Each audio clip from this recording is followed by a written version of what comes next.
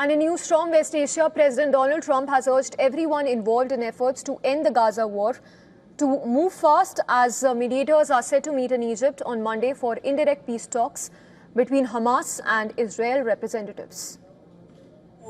Very quickly. We had some very good meetings. The countries of the world, a lot of the countries surrounding Israel, frankly, Muslim, Arab, and many others have had great meetings with Hamas, and it looks like it's working. So we'll wait for a little while, see how it all turns out. When will the administration begin firing? I think it'll work very quickly. I think it's going to go very quickly. The meetings seem to be very good. We'll find out. We'll let you know soon.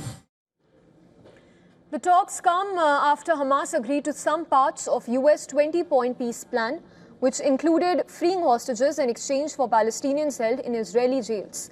The group's response did not mention the key demands of its disarmament, but Al Arabiya, which has cited sources, said that the group has agreed to hand over weapons under international supervision.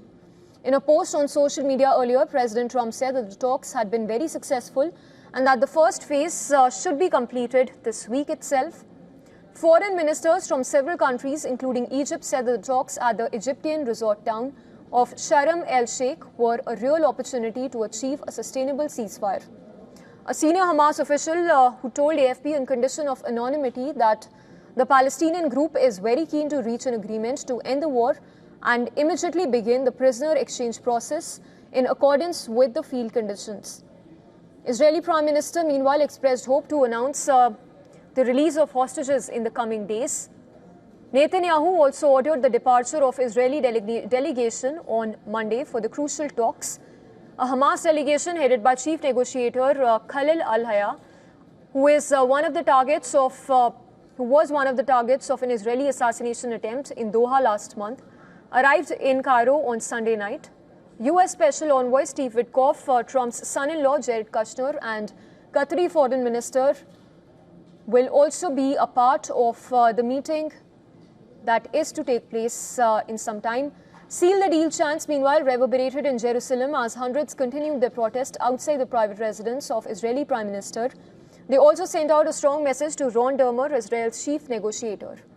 A remembrance ceremony was parallelly held outside the Israeli embassy in Athens to mark the victims of October 7 Hamas attack, while elsewhere pro-Palestinian protesters rallied in front of the Greek parliament to support an end to the war. Pro-Palestinian protests were also held in parts of Serbia, UK, among others.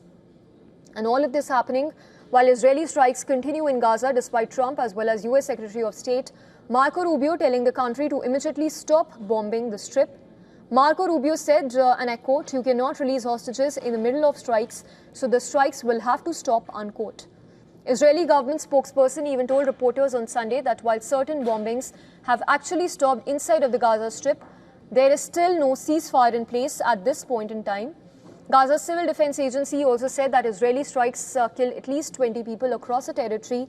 On Sunday alone, 13 of them in Gaza City.